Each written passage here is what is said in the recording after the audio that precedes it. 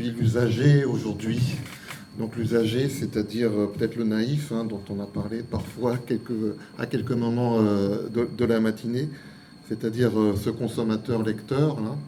C'est celui qui constitue le panier, qui tombe dedans, d'après ce que j'ai entendu, qui est aussi le troisième postulat de la première diapo de Jérôme, l'importance des usages. Alors, quel type d'usager je suis, en fait, pour vous parler? Je peux parler simplement de mon expérience. Je ne veux pas ici rapporter une enquête, et je ne peux pas être un porte-parole de la communauté des historiens.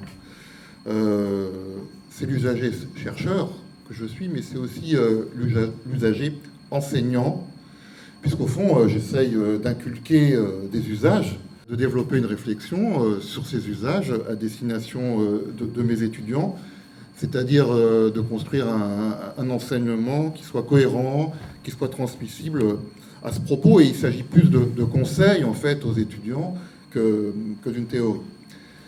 Je dirais aussi, et je crois que c'est important, que je suis d'une génération de la transition vers le numérique. C'est-à-dire que moi, j'ai été formé avant le numérique. J'ai accompagné l'arrivée du numérique, mais au fond, moi, je l'ai découvert à l'âge adulte. Et je crois que pour toutes les personnes qui ont connu cette époque, il faut le dire, sans aucune formation préalable, dans une totale improvisation des savoir-faire et une acquisition lente et laborieuse par la pratique, et qui continue. Je ne suis pas né dedans. C'est pourquoi j'aurais envie de ne pas généraliser l'entité « le chercheur » au singulier dans la discussion qui nous occupe ce matin. Je pense que c'est une entité beaucoup trop abstraite face aux problèmes que soulèvent les instruments de recherche, notamment aussi à leur transfert vers une forme de numérisation. Le chercheur, c'est d'abord un parcours de recherche. Au fond, le chercheur ne cesse de se réviser, de se raviser. Il n'est pas seul devant son écran, de même qu'il n'était pas seul, il n'est toujours pas seul devant son carton d'archives. Tout est mis en discussion, il est encadré à tout moment par ses pairs, par sa discipline. Et je dirais que c'est ce parcours qui construit un récit, c'est le parcours de recherche qui fait récit. Alors je voudrais faire un petit retour sur mon apprentissage du maniement des archives au temps d'avant du numérique, mais au fond c'est un peu ridicule de le dire ainsi, parce que ce temps d'avant continue, et en grande partie ça continue à être ma méthode de travail. Pour dire aussi que ce n'était pas forcément mieux avant les interfaces technologiques offertes aujourd'hui, et le deuxième exposé de la matinée a montré les potentialités qui s'ouvrent.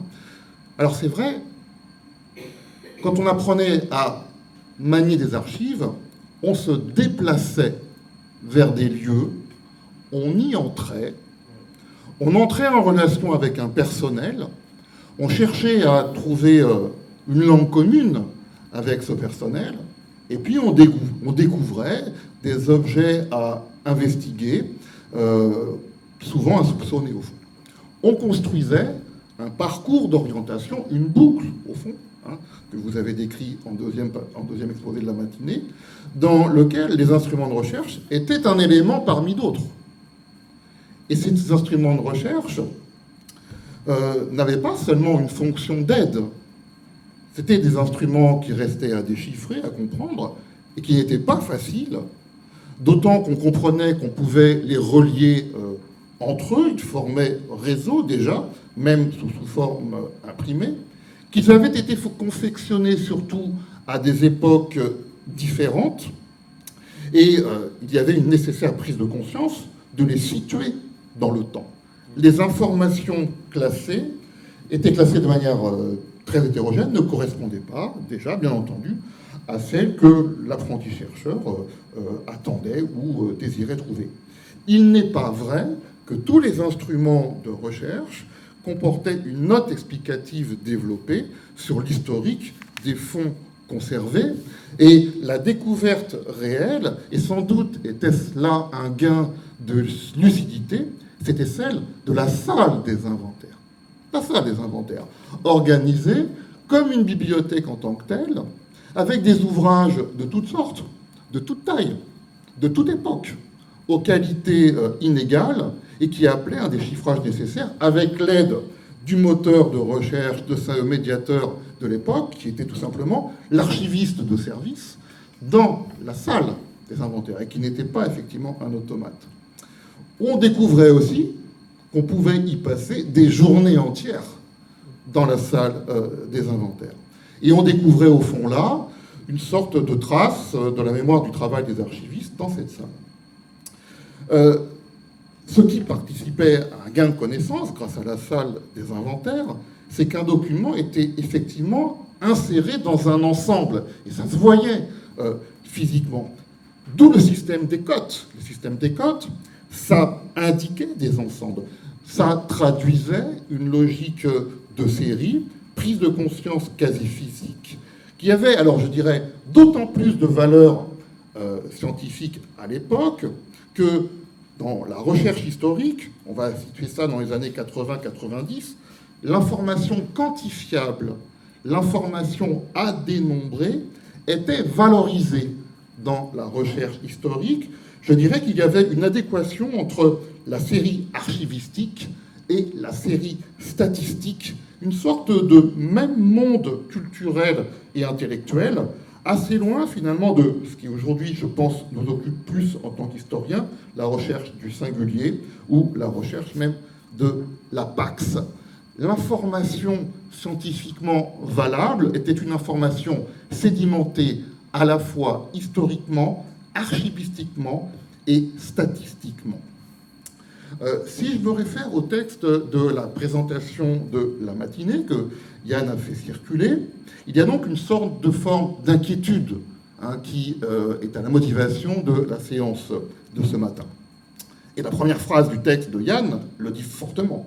Le numérique pose de façon démultipliée la question de la granularité de l'information et l'accès au fonds d'archives peut en être bouleversé. Peut-être, il faudrait tout de même dire, contrairement et à l'inverse de mes propos liminaires, dire les avantages du numérique. Et le deuxième exposé l'a particulièrement signifié. Le numérique, c'est deux choses, me semble-t-il, du point de vue toujours du naïf que je suis. Une mise en ligne, et la mise en ligne, c'est un accès à distance, ce qui n'est pas rien, d'un certain type d'information. Au moins, ça désigne une localisation qui ne remplacera pas le fait qu'il va falloir se déplacer.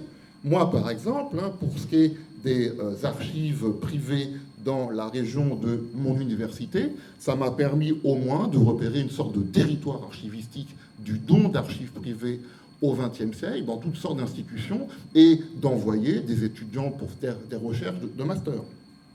Alors ensuite, et c'est peut-être ça la préoccupation, c'est le traitement de l'information qui prépare un certain type de lecture. Évidemment, le numérique, la base conceptuelle du numérique, c'est de distinguer et de séparer. Le numérique est analytique, c'est-à-dire que le numérique vous permet de repérer une aiguille dans une botte de foin, et le deuxième exposé, on voit jusqu'à quel degré de subtilité, de sophistication la recherche peut être effectuée, mais ne vous dira pas grand-chose, effectivement, de pourquoi elle est là, cette aiguille. C'est-à-dire que le numérique, c'est binaire, c'est être ou ne pas être, mais sans l'hésitation d'Hamlet, si je puis dire. Hamlet, ça sera celui qui mettra en relation, qui comparera, qui s'interrogera sur la corrélation, la contiguïté, et ça reste des opérations mentales et intellectuelles.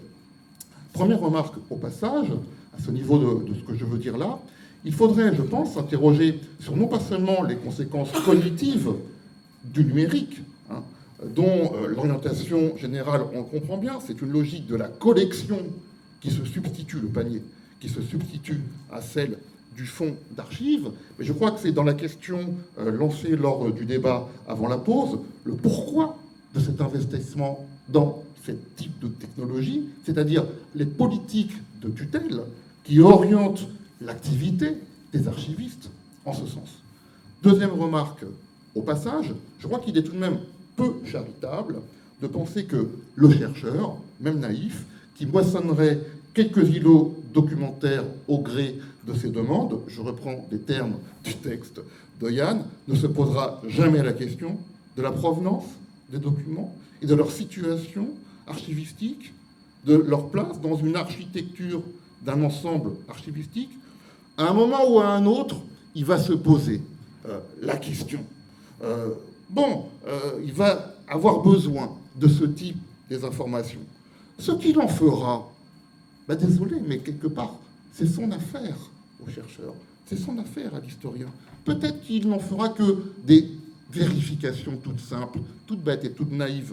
Bon, peut-être, rétrospectivement, il comprendra qu'il y a là des éléments préalables et qu'il signifiera dans une sorte de présentation.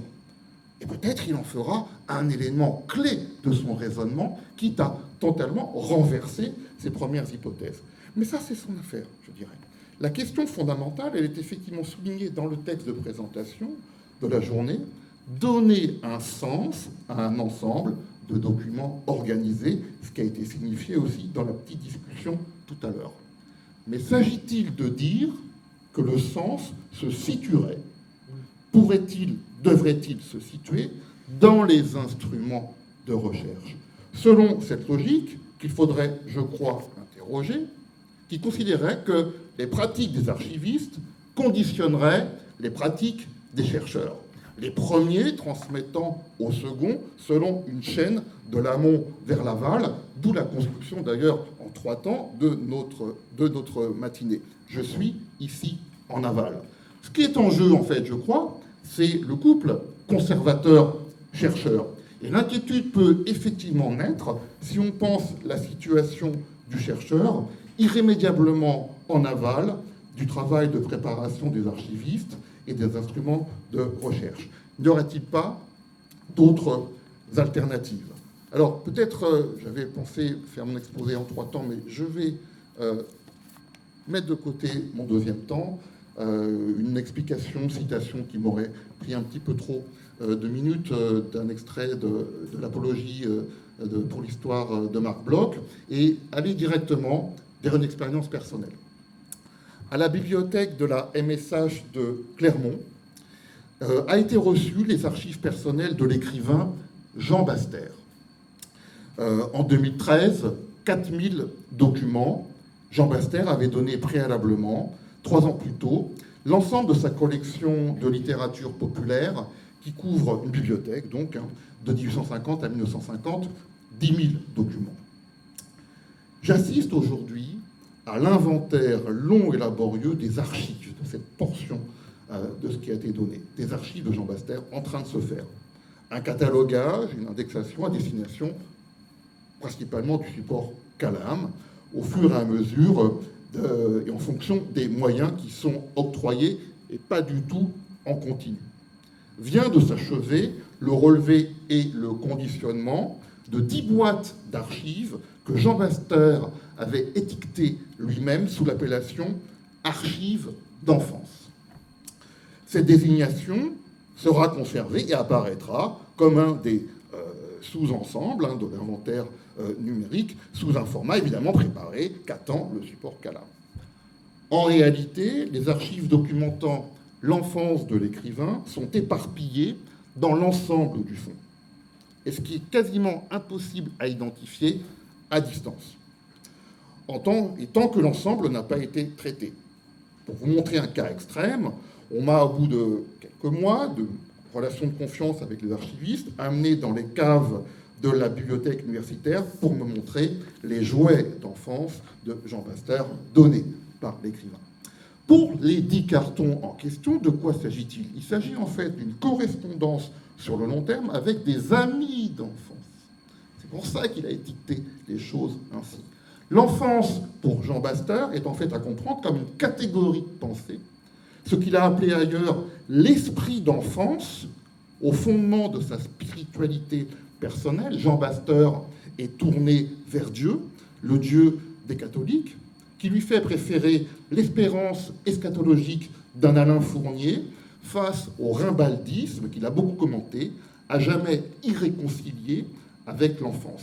C'est une catégorie qui oriente, par ailleurs, sa collecte de littérature populaire, bien évidemment, mais aussi sa pratique de photographe amateur, en grande partie tournée vers les terres d'une propriété familiale dont les archives notariales font partie du fonds, remontant à 1600.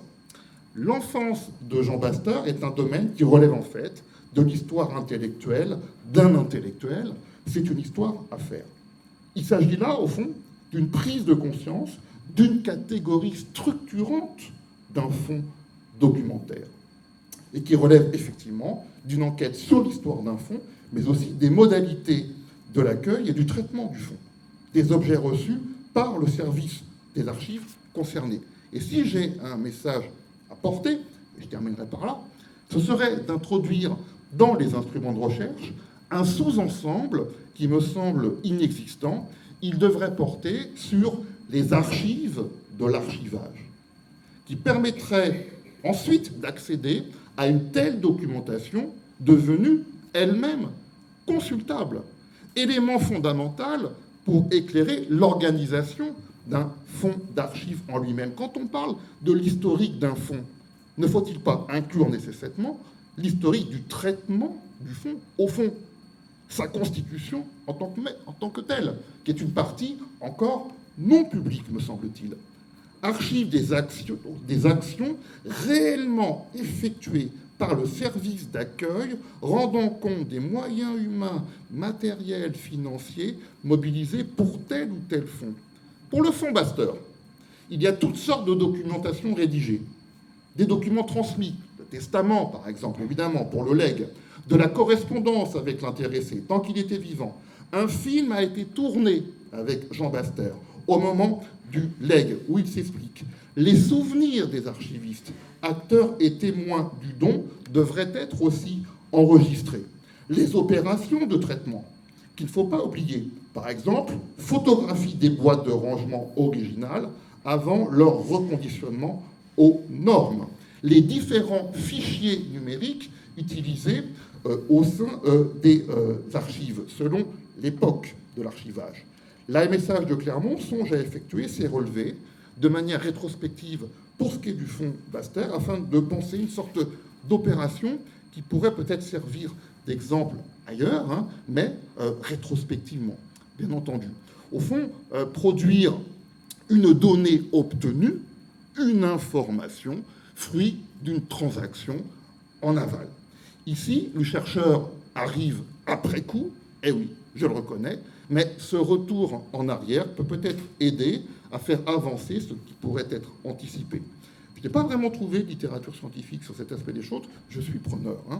Bien sûr, il ne s'agit pas d'ajouter naïvement des recommandations qui anticiperaient celles déjà bien définies, et on en a entendu, je crois, pas mal durant la matinée, concernant les bonnes pratiques. C'est le travail de l'archivistique, et il est tout à fait réalisé. Ce que je constate, c'est que l'accueil d'un fonds d'archives produit une documentation imprévue qui vient doubler le fonds lui-même reçu.